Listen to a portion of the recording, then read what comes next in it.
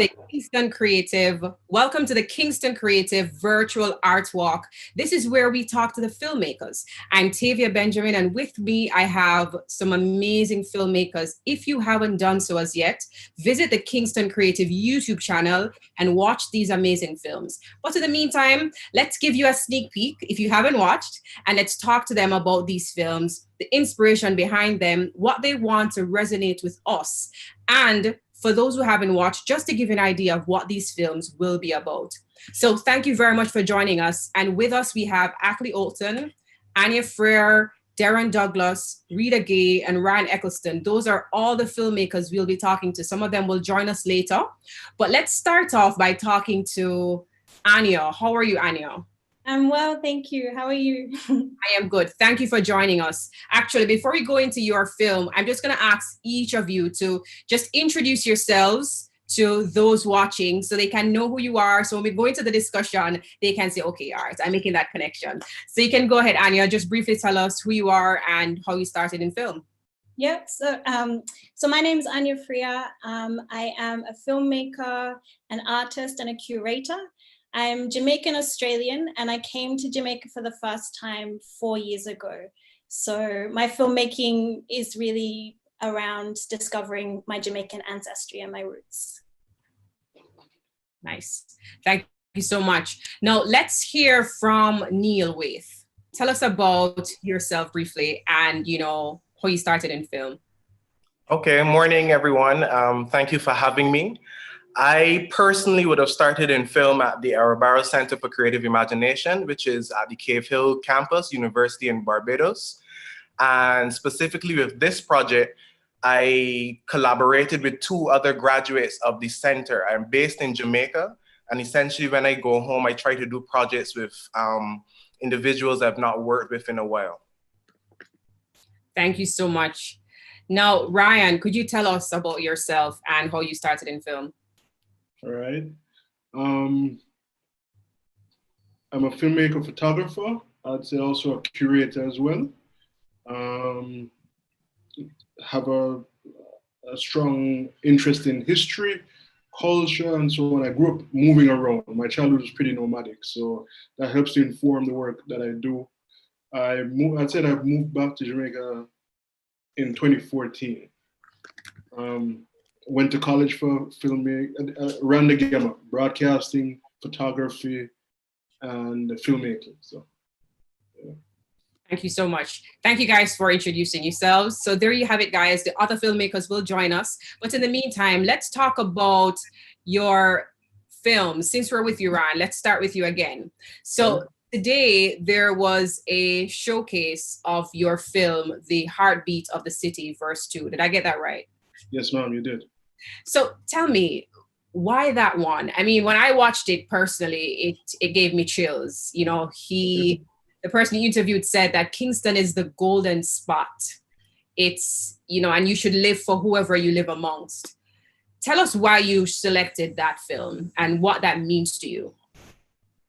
I approached that film like I approach almost every subject that I choose to go into, from a point of curiosity, where no preconceived notions, just I was curious.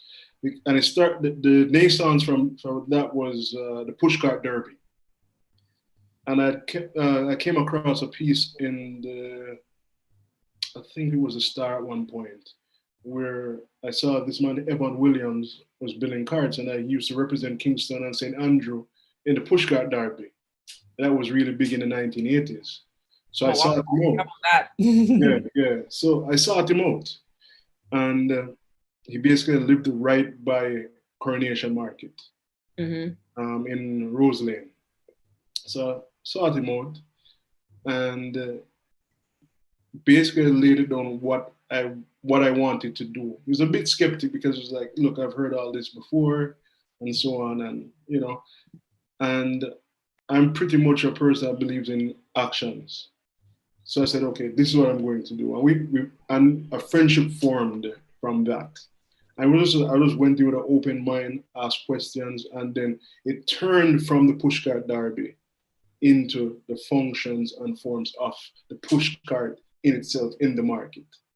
So I Yeah. went in wanting to do one thing with one subject, but it turned into a holistic thing. Nice. And as I watched the film, you know, he not only spoke about him making these cards, but then he went into how it was used, or it is used to support the livelihood of the people around him, which pretty much resonates with what he said, that we should be living for whoever you live amongst. How was that for you? How was that experience, you know, hearing him express that to you and then seeing it live? What was that like for you? What I got from that was community, service to others, and I'd spent copious amount of hours in the market in Rose Lane, night, day, sunshine, rain, whatever. Can you hear me? I can hear you. Go ahead. Okay, sorry. Yeah, so I spent many hours, and I actually got to know people in the community and know people in the market. You know, just to see the person that he was really poignant for me. Unfortunately, 3 weeks ago he passed away. So even now, me watching it be rebroadcasted, it just brings back a lot of memories for me. And you know, it's a bit bittersweet. Today's a bit bittersweet. You know what I mean? So. Yeah. Thank you so much for sharing that with us. I mean, the final thing I want to ask you is, what is the one thing, or what is that main thing that you want to resonate with people as they watch this film today? That's a tough one. Well, you can think about it. We can move the conversation around, and then we'll come back to you. We can probably close out with that thought on all the films. You know, what is that one thing, or even two things, that you want to resonate with people as they watch these films today? So thank you so much for sharing with us, Ran. We are going to be coming back and talking to you again. But let us talk to Neil about his film today. Neil, tell us about your film. And your film would be the film about pure service. Am I right? Yes. Talk to me about, you know, what inspired Pure Service, that film. Talk to us about it. Okay. Pure Service. Earlier, you would have mentioned Rita Gay. And Rita, myself, and Charlene, who's the other actress in the film, Charlene Haynes. We don't like, it's very hard when we've been entering it into festivals, because there's always a component for director in the singular. And how we came about this project was very much as a collective. It was influenced and pushed by me wanting to do work, passing into the country, but it really is a collaborative effort. And this work is a work which was first done in 2013, a theater piece. And what is really big for me to share with people is just the potential and the possibilities. I've always been trying to look for a way to produce high quality work in smaller economies. And that doesn't mean that it's going to be low quality because you're not spending money, but that means how can we maximize our talents? How can we maximize our stories? How can we maximize our voice, our face, but without all of the previous industries that have existed, Bollywood, Nollywood, Hollywood, big economies. So this project specifically, it literally came about me seeing Charlene early in the year, probably, let's say saw her like January in town, randomly. I asked her, when last you act? And she's a dancer as well. She said, I was the first person she acted with and the last person. And she said, not since we did that piece. And I'm like, are you joking? Are you kidding me? So next time I was in December, I was just pushing her, let's do this, let's do something. I didn't know what we were gonna do, but because time was very short and I always trying to overlap time, it made sense to do a piece that we'd done before. It had gotten a lot of success at our National Independence Festival for Creative Arts, which is equivalent to JCDC. So it's our National Festival of Arts. So it was a theater piece that we converted to film. So it was just literally a rush, me beg somebody a shop, I asked Charlene if she know anybody. I was going to film it myself. I had my camera, I was going to film and just press record, and then I act, and then I was going to edit it. But sometimes that's not always the way. Sometimes, all the times, help is good, but too much help and too much planning often doesn't get things done. The school where we came from, a lot of Ackley Olton. Ackley was one of my greatest inspirations. He was the first like independent filmmaker I ever saw in my life, and he was really inspirational to me. And so my thing has always been, how do we create with little? Pure Service is written by Adrian Green, and it is a very relatable topic, essentially, for anyone who's not watched it as yet.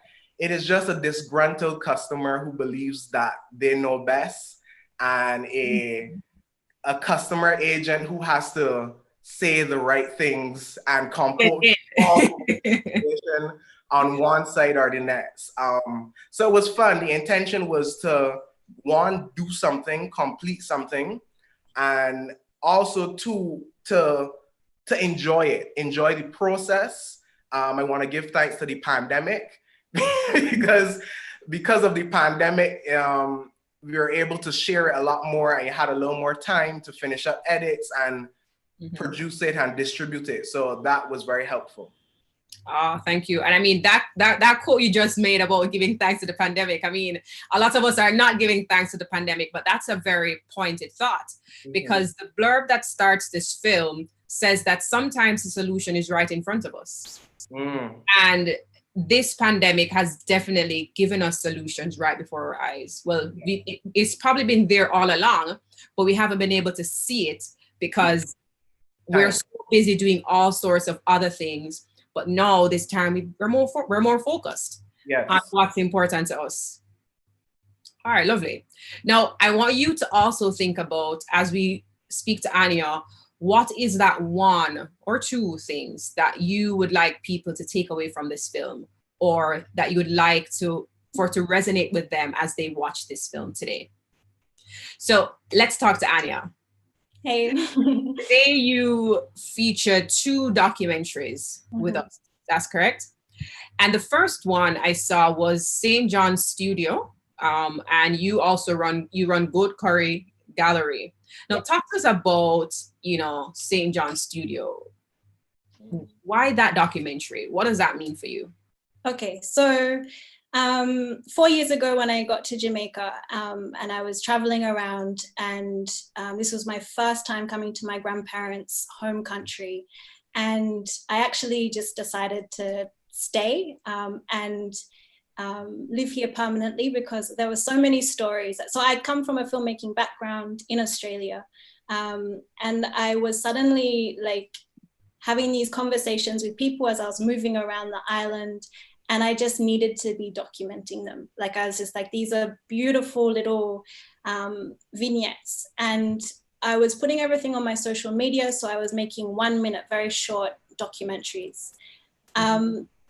Throughout that process over the years, I have kind of gravitated to different kind of conversations that I document, and craft artists has been an area that I've been very interested in, partly because the way that a lot of artists aren't very well received and aren't kind of considered, artists.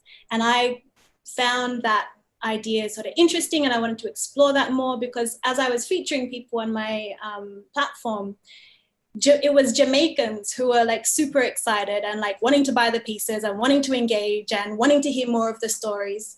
So I was just like, but why are you not going and talking to these people yourself? Or why are these works not considered art and they're not in galleries? So I put on an exhibition of different craft artists. There were 7 different craft artists around the island. And so I've actually done like a short 1 minute video on St. John. I met him 3 years ago. And again, my work is about the conversations that I have when I'm just walking down the street and I meet someone and we have a very sort of interesting conversation. Maybe they give me a perspective of Jamaican culture, which just totally opens new sort of ideas for me. And St. John he was making these bead curtains out of recycled lighters that he was finding on the beach. And I just thought that was incredible and brilliant. And, you know, he was just like, you know, there's no overheads and I can create this artwork. And, you know, he really saw himself as an artist, not a craftsperson. So I did a short video on him, but when I was planning the exhibition, I wanted to do a studio visit. So I wanted to, my short real talk videos, the characters that I'm talking to don't actually speak. So their voice is put over the video. Okay. So I wanted to actually kind of create a short documentary which captured more of the feeling that I had when I visit these artists and I'm sitting in their space and they're telling me about their work and, you know, his music's blaring and someone else is talking over there and it's all just there and we feel as if we're also there with him. Exactly. And that's exactly what I wanted to create. And that's really what my work is about. It's kind of bringing people right into these spaces. And then I know this sounds strange, but it's like, it's really humanizing the people who I'm speaking to, because for me, that's been a huge thing, discovering Jamaican culture, is this disconnect. So many disconnects between town and country, between uptown and downtown, between I don't know. Around town. Yeah. Everyone has their own idea of what parts of the culture mean to them. Yeah. And I mean, I find it really confronting, to be honest, this whole disconnect. And that's something that my work really challenges, because, you know, it is those crossing boundaries that you know, that's the engagement. You know, it's people in different realms, in different circles that are connecting. It's not like I do a film about someone in Westmoreland and it's only people in Westmoreland who are wanting to consume that content and wanting to watch that content. Or, you know, but it might be that St. John is 20 meters down the road from someone else and they're just like, oh, that's really great, like I want to watch the film. Like, but you could also go and talk to him. You know, you could come and ask to see his studio and kind of have that in his video. He said, you can't just look at it and get it, you have to question me, right? And then I will tell you. Exactly. So, you know, just watching it too, you could see the passion in the work that he does. Yes. And everyone can communicate with passion. We can all relate to passion. So no matter how different we are, no matter how different we create, once we see that passion emanating from the work, we can always relate to it. Yeah, and I think that that's a big thing also, is that a lot of people have this preconception that someone is creating craft because they haven't got anything else going, or that it's just a quick money maker. Whereas St. John is a trained mechanic, but he is a passionate artist and he doesn't sell work often, but he is making because it's his creative outlet, you know? And that's so really, yeah, I mean, it's just reframing the idea of why people are creating and who can be considered an artist in many ways. That's an interesting perspective. Now talk to us about your other documentary for Bamboo King. Talk to us about that one. Bamboo King. So again, this is a longer version of my usual 1-minute real talk films. And Bamboo King is another artist who I featured. And again, it was every time I go and visit Bamboo King, he lives on a stretch of beach in the south side of Anota Bay. And he just has so much to show me, so much to tell me, so many interesting stories. And I really wanted to kind of create a piece that allowed the audience to have the same experience that I have it. So it's just, again, it's a studio visit.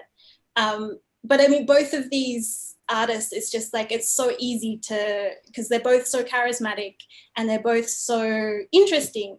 And then again, it's these perspectives and these ways of thinking about things. He has this relationship with bamboo in that he sees it as a very sort of spiritual, organic, spiritual material to work with. So I wanted, and also like the rocks, the formations that he creates, he has this relationship with them where they talk to him and they tell him how to place them, right? A true artist. You're connecting with the work. Right, yeah, so connected with his work. So I really wanted to create a piece because that brought people into that space, allowed them to kind of experience his space and his world. And every time I go and visit him, he is always talking about wanting this to be like a gallery that people can come into and, you know, people can explore around his home and everything. And yeah, so I mean, I don't know, maybe eventually that's something I can help him do, but in the meantime, it's like creating that awareness and creating that value. I think that's a big part of it, you know. It's a new appreciation. That's wonderful. And just as the other two gentlemen here, you can think about, you know, telling me what's that one thing that you want to resonate with people as they watch these two documentaries today that have premiered live. What's that one thing you want them to take away from it and to resonate with them? Now, while you think about that, we're going to jump over to Ran, and Ran is going to tell us, Ran is going to tell us that one thing or two things that he wants people to take away from his film, The Heartbeat of the City, verse 2. All right. So what I'd like people to take away from the film is what I'd like people to take away from my work in general. That I'd like to show people's humanity and give them a place to. A lot of times people want to express their little nuances and their quirks, you know, without any judgment. Yeah, just You know to be. what I mean? Just to be. Jamaica is a very interesting place because, as Anya had said earlier, that the disconnect, but then there's also parts of connect as well. So, you know, even though we tend to think of Jamaica as a small island, which I say Jamaica is a country that happens to be an island, because at the end of the day, it's still 4,428 square miles, 14 parishes, how many cities and towns, you know what I mean? You have places that are, the culture is highly influenced by Indo-Jamaican culture. You know what I mean? Then you have places that are influenced heavily by different things, the belief in spirits, while some people are not connected to that. You have Maroonage, where the culture is dominated by Maroon culture.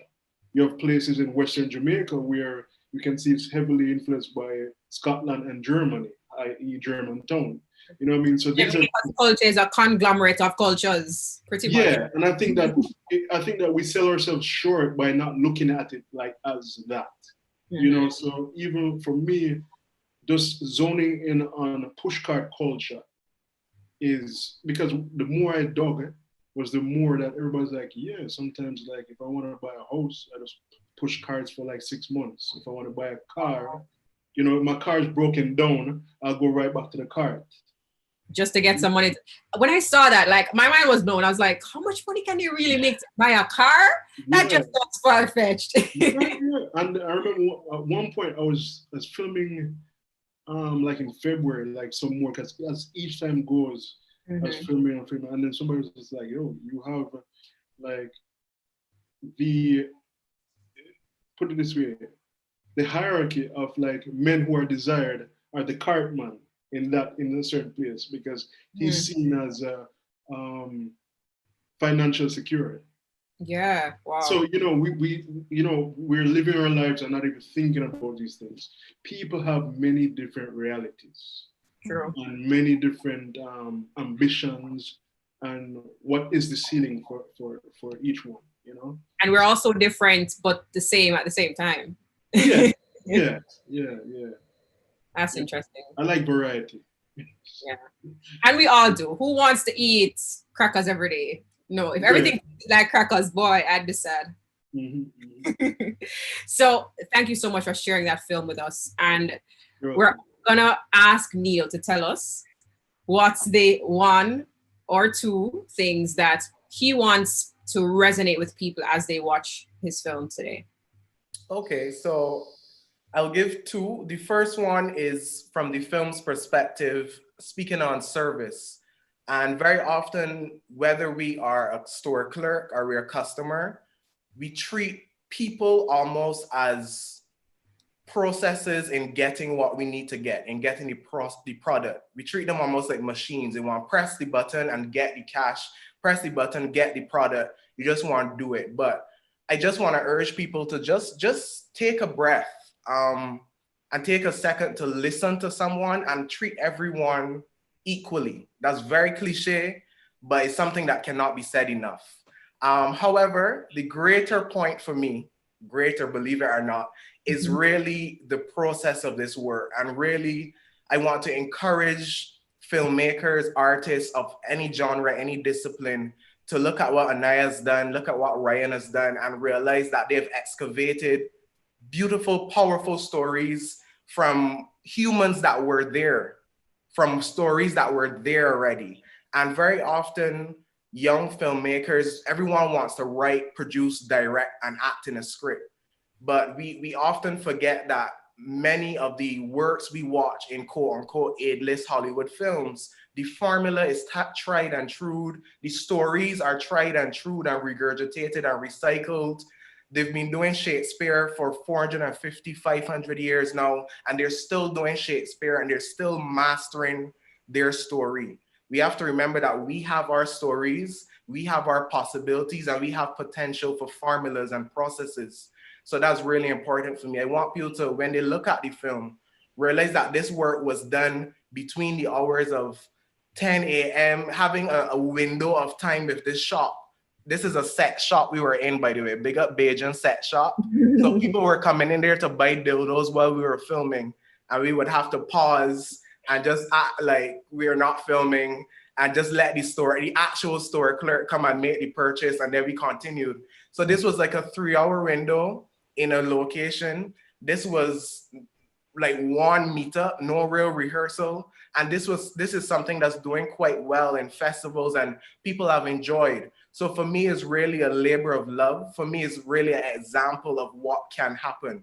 Very often we have a lot of theater pieces and we have a lot of very interesting people all around us.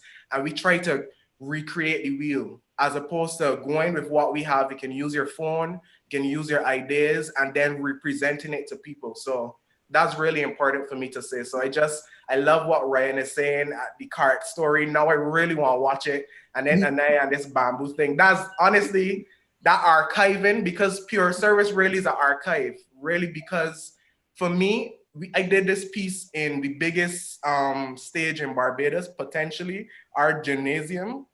It's a national stage. The gala is the biggest audience you can perform to. And that's only 5,000 people. That's 5,000 people. Live performance has a small medium. A lot of theater I've done is sandcastles. The audience claps and that's the tide rolling in. And if you were there, it's in your memory, and your memory is very fragmented. It's gone. Many plays and pieces I've done, Suriname, Haiti, wherever, no one has seen them. So my thing has been, how do I chronicle the work that I've done? Even if I take a small 5-minute piece, how can I immortalize it? Because it's a beautiful piece. It won all kind of awards, but we just did it that 1 year for those few performances. And she has not acted in 5-7 years and no one even knows. So my big thing is just look around at the potential. It's all around us. Thank you so much for that. And Anya, tell us, from those 2 documentaries that you have premiered today, what's that 1 or 2 things that you want people to take away from it? There's actually, like, touching on both what Ryan and Neil were saying about, humanity and archival, but also for me, I think the importance of documentary and just kind of breathing a new, fresh kind of life into documentary. And so in terms of archival, really wanting to capture snapshots of Jamaica now. And then, I have people telling me all the time, like, oh, you should talk to this person, or you should talk to that person, as in do an interview with them or do a real talk story on them. And I have, like, no issue finding characters. Like, you just have to step out of your front door. And I think that that's a big thing, that I think that, like you say, Neil, sort of looking around and valuing the simple everyday stories and talent and kind of maybe for me, not growing up in Jamaica, and then I come with fresh eyes. But I think I really want people to sort of slow down, take a minute, have more conversations, be a bit more adventurous, and go out into their communities and speak more and kind of share stories. So if my documentaries can encourage anyone to do that, and also maybe make their own within their community, you know, capturing and then archiving, and then we have this bank of stories for the future generations, because this is really important stuff to have this sort of material. Thank you so much. So you guys heard it. Take time to just stop, pause, appreciate the stories, humanize people, and make use of what you have around you to tell the story that matters to you most.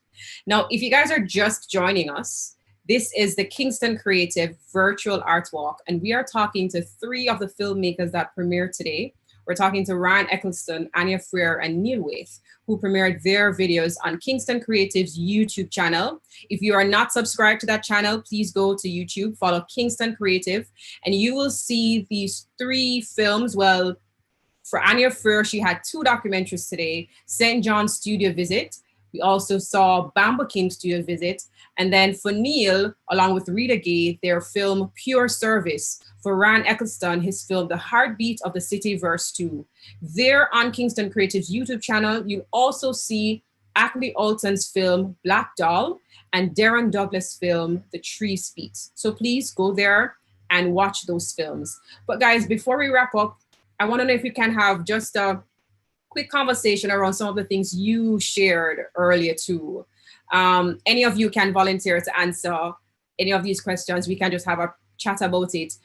You guys mentioned, you know, pretty much who is considered an artist or a creator. You know, from making these films today, was there anything that showcased, you know, how we can identify these creators or artists, or the importance of identifying different people as artists and creators? Let's go ahead, Anya.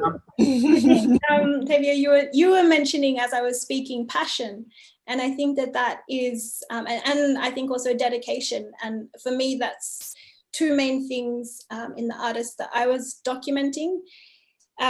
St. John's sometimes sells work. Bamboo King doesn't really sell any work, you know, and that's a lack of exposure and platforms. And I mean, through my work, there's been a lot more interest in his work.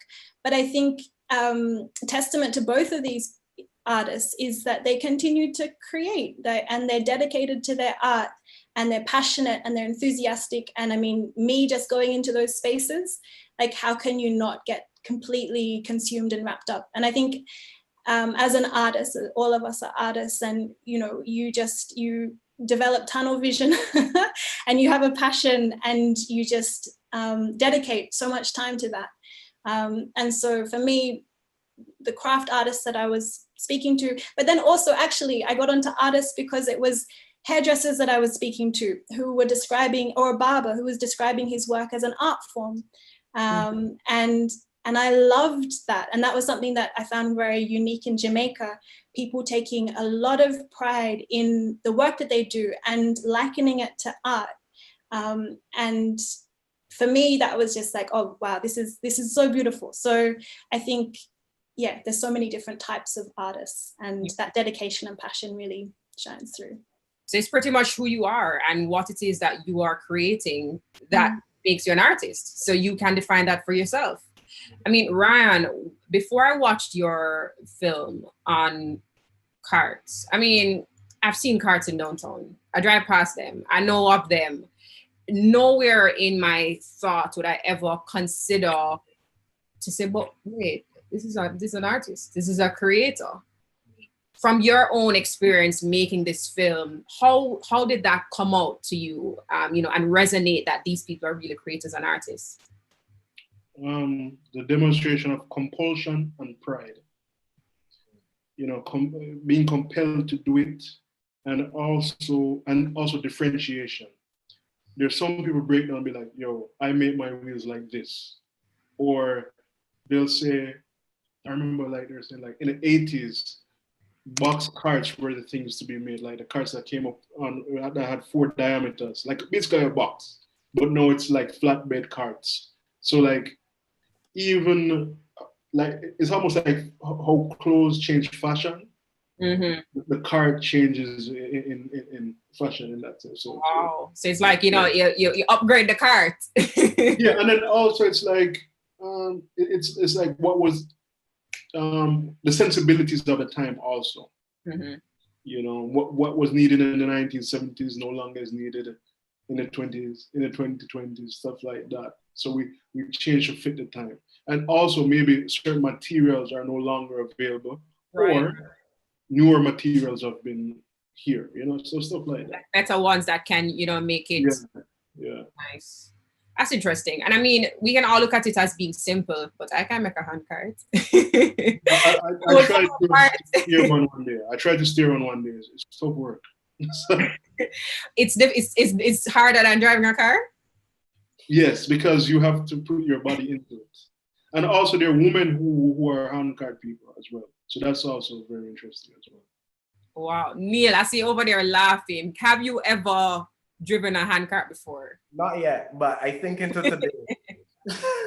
I just love that was there all the time. My mind is here thinking, how have I not thought to document that? But I'm thinking the same thing.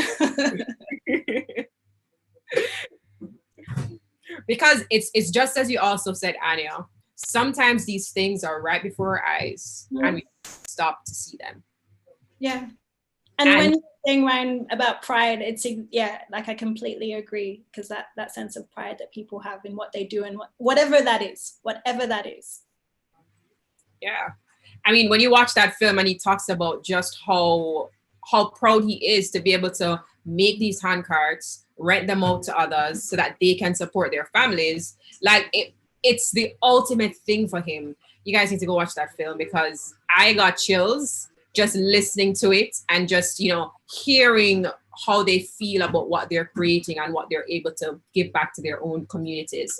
So that was very beautiful.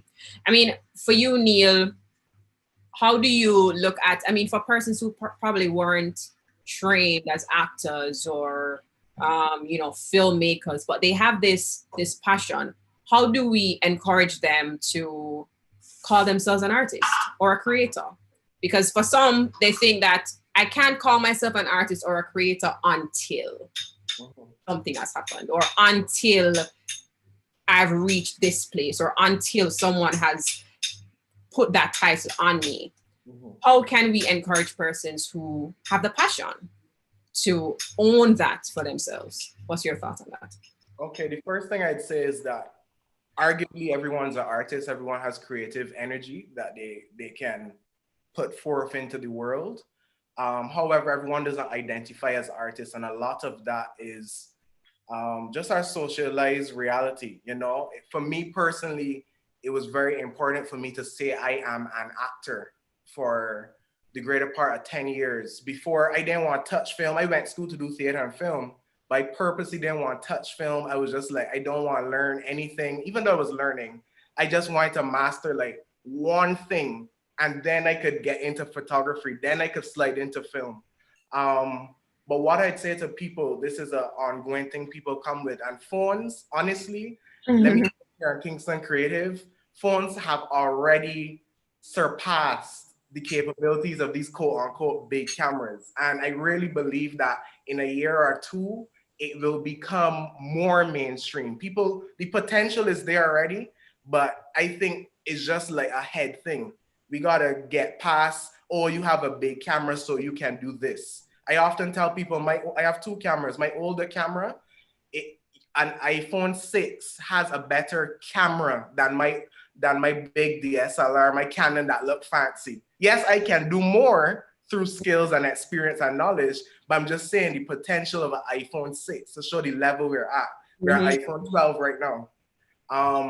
But what I'd say is be careful of discouragement and being disheartened. I think we all go through hills and valleys, even myself, even Rita and Charlene. As I said, when I pushed and contacted them, Rita, she's a great filmmaker. I didn't know her, but she was doing a lot of commercial work. She'd not done anything artistic in years. So for her, it was a breath of fresh air. Charlene, she was working at customer service, and for years she had not acted. So they themselves had started to not consider themselves artists. And that's something I always urge people in Jamaica, whether students I teach or back in Barbados, to just keep pushing. The thing we have to be careful of though is planning. We like to push with passion and just energy and force, which I did for a lot of years, and it's my favorite way to do it. But you need to know where you're going. You need to have a plan. You need to, so my lifelong goal has been to find someone who's artistic and organized. And it's so hard. Somebody who naturally enjoys writing down notes and planning and Excel and spreadsheet. And for me, I said this year, 2020, at the beginning of the year, I said, I never do a resolution, but I said, I think this year is the year of technical writing. I really have to master technical writing. And unfortunately, it's not something that we go in depth in Edna. We didn't do it at EBCC, we didn't do it. And it's not really done at art schools. So there's YouTube University, which everyone knows. True. There's no excuse. In the age of technology, ignorance really is a choice. So it's just about taking in that YouTube, but the next thing is then to find a network of people to lift you up, because you will get down, you will get discouraged, but having people like Ryan, I've heard his name a long time. Now I want to like private message him, I slide in his DMs, like, connect.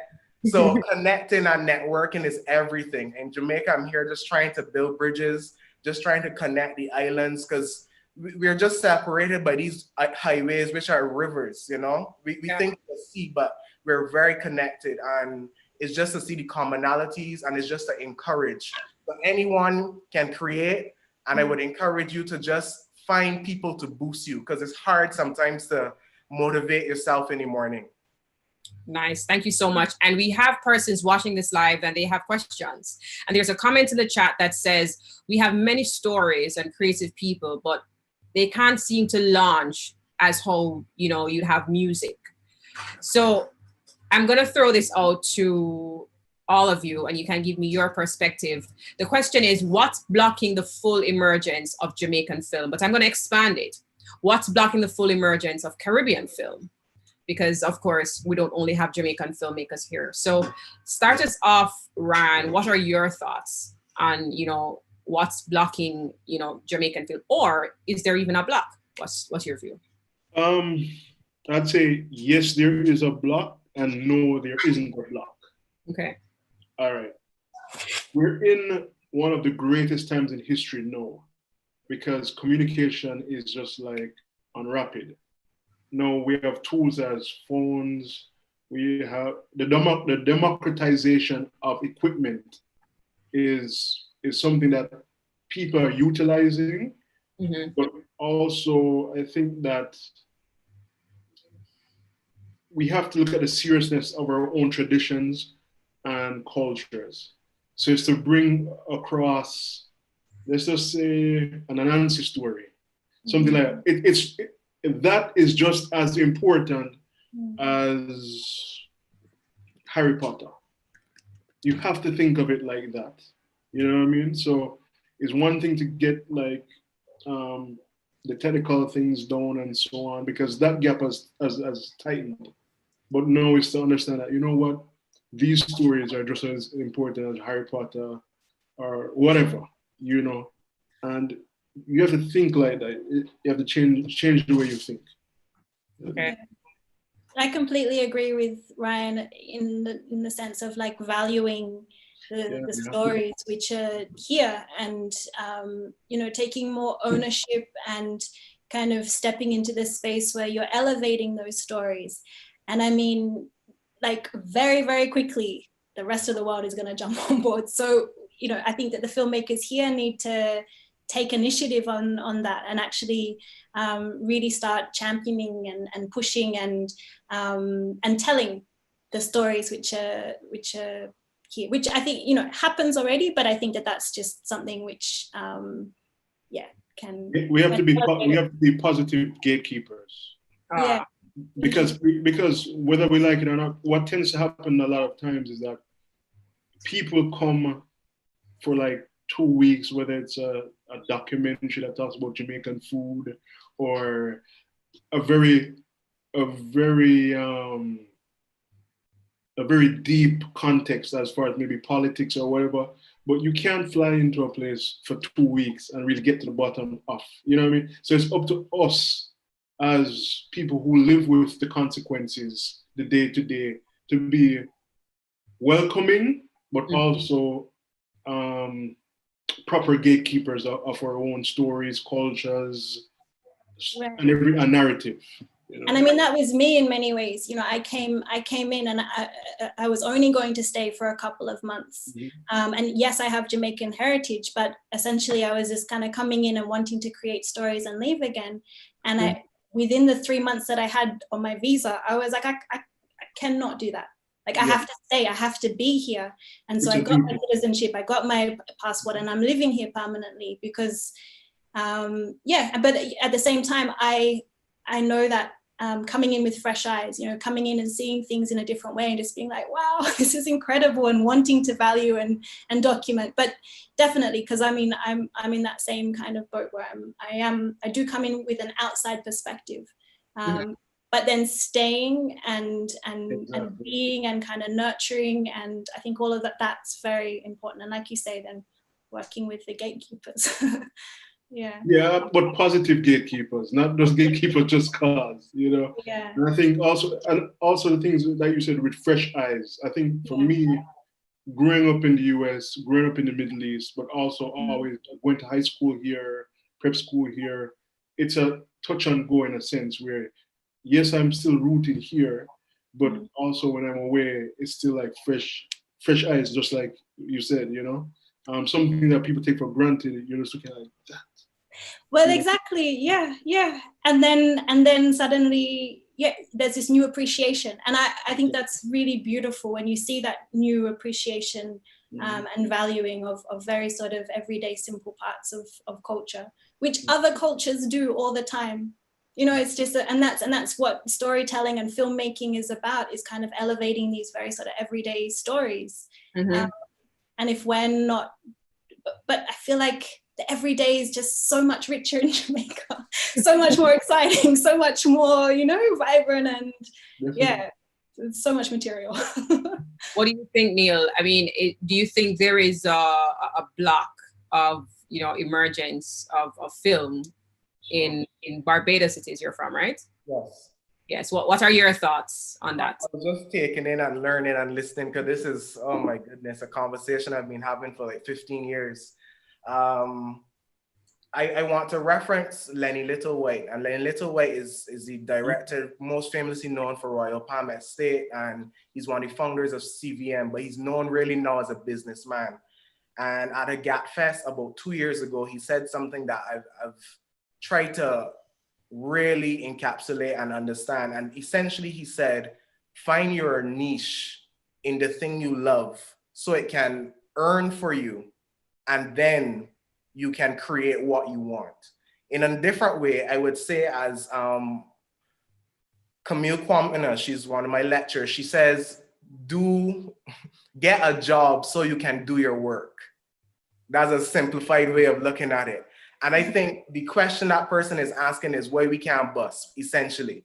Why we can't bust? The first thing for me is understanding scope, understanding that there's so many layers to what is quote unquote a A-list film. Please first understand, let's look from a performer point of view, Screen Actors Guild Association.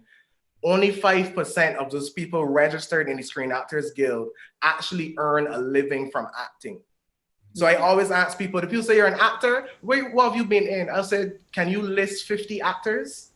Most people cannot list the names of 50 actors, but we do know there are far more than 50 actors in the world. Similar, same thing to filmmakers. Can we list 10 filmmakers?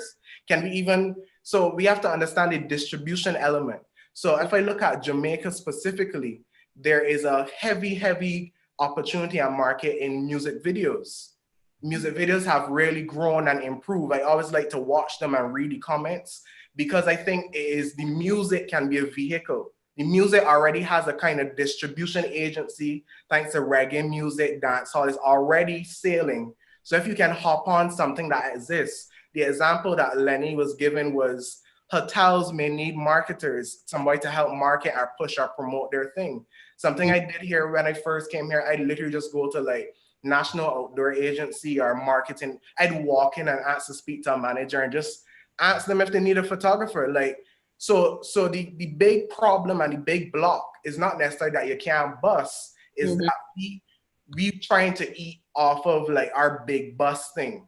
And really a lot of people who quote unquote have bus have just been working, have just been eating off, getting better at their craft, honing their craft, because at the end of the day, quality is universal. So we all know those out of the blue films that do well, those indie films that do well. Everybody want recognition and validation. But I tell people to please just keep making quality, keep getting better, and see how you can collide your work and your job. So your job doesn't drain you and you're just trying to bust outside the job. If you can collide those two things, then it works. I personally do a lot of photography, something I call microwave art, because it's quick, it's fast, people see it, people like it, people share it, people steal it, and it's gone. Versus I came from a theater background, which is slow, which is ants marching with small granules of sand to build a big sand castle, which will be washed away. So it's really, so I'm coming from different perspectives on this thing. I don't know the answer to how our industry will bust, how we will bust. Is always we know there have been great strides done in Jamaica, films such as Sprinter. People have been getting connections and stuff like that. People kind of feel left out. Most people feel like, how I don't know that link, how I don't have that. But these people you see with those links, they've been working, they've been grinding, they've been just doing things you've never seen. By the time you see their work, you've missed so much of their work already. So the advice would be to be the best you can be. Because as a filmmaker, there's no cutoff point. Unfortunately, models kind of have a cutoff point. Like they get old and they're like 22, they're too old. But filmmakers, you can bust at 99. So just keep going, man. And your film is immortal anyway. Sometimes you can bust posthumously. And we'll celebrate you still. For real, for real, for real. Wow, this has been such a wonderful conversation, guys. Let us, just wrap up with one more question from the chat.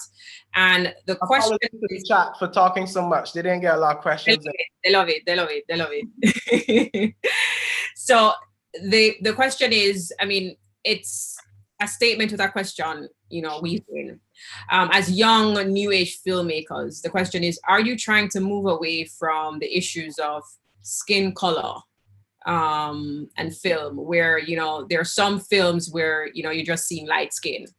Are you trying to, I guess what they're trying to ask is, are you moving away from highlighting those things and becoming more sharing different stories, or are your films also taking into consideration those issues?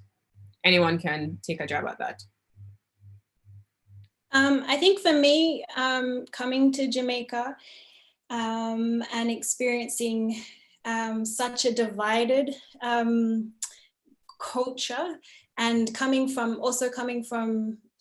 my mother's white Australian, my father's Black Jamaican, but I only grew up in that white society, and then coming here and so excited to connect with my Black Jamaican roots. And then there's this it's really, really layered and confusing, and there's so much sort of self-hate and issues of skin bleaching and all of these things that I just was not expecting at all.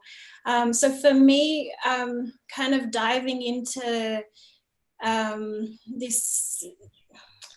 there is this nuance of Black is beautiful, and really getting close to, like, my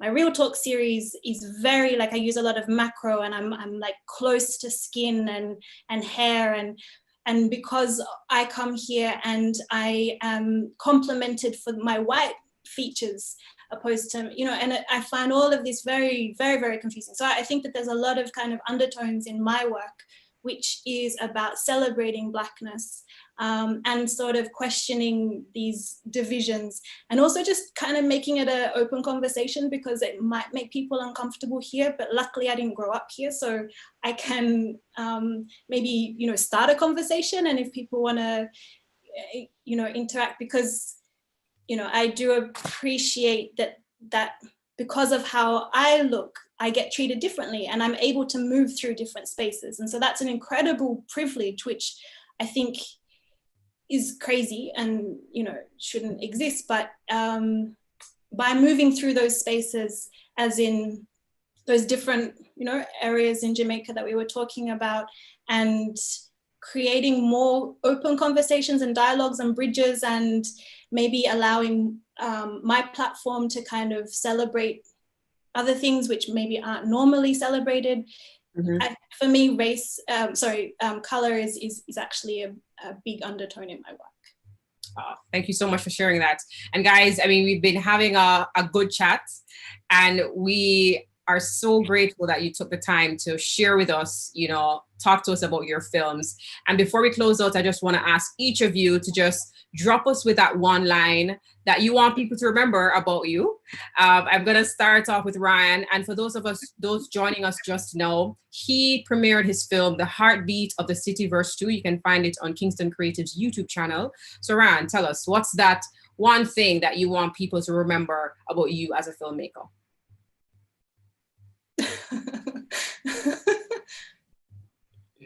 He was a servant of the people. So Ryan Eccleston was a servant of the people. Please remember that. Yes, Go and watch his film on YouTube. His film is titled The Heartbeat of the City Verse 2. Now tell us, Neil Waith, his film along with Rita Gay is called Pure Service. What is that one thing you want people to remember about you as a filmmaker? Come, let me create. So remember that, guys. Neil Waith, that one thing he wants you to remember: come, let us create. Let we create. Let we create. Thanks for the correction. Now go watch his film on Kingston Creative's YouTube channel. And then we're going to close out with Anya Freer. You tell us, what is that one thing that you want people to remember about you as a filmmaker? Celebrating everyday stories. Lovely. So there you have it. Please go and watch her 2 documentaries on Kingston Creative's YouTube channel, St. John's Studio, and also Bamba King Studio. Visit as well. Thank you guys so much for joining us today. Thank you for watching these films for the Kingston Creative Virtual Artwalk. If you haven't seen them as yet, please go to Kingston Creative's channel on YouTube, watch these films, comment on these films, connect with these filmmakers, and support their work as they share these everyday stories with us, as they share a part of themselves with us as well. And of course, you can check out Kingston Creative's YouTube channel to see the other films that will be featured today. The Jamaica Film and TV Association, JAFTA, will be showcasing their films today as well. And that will take place between, let me tell you the time, between 4 p.m. and 4:30 p.m. So you can check that out. And you can also join us afterwards at 4:30 to 5 p.m. with a similar Q&A with those artists as well. So thank you guys very much for joining us, and please enjoy these films. Thank you.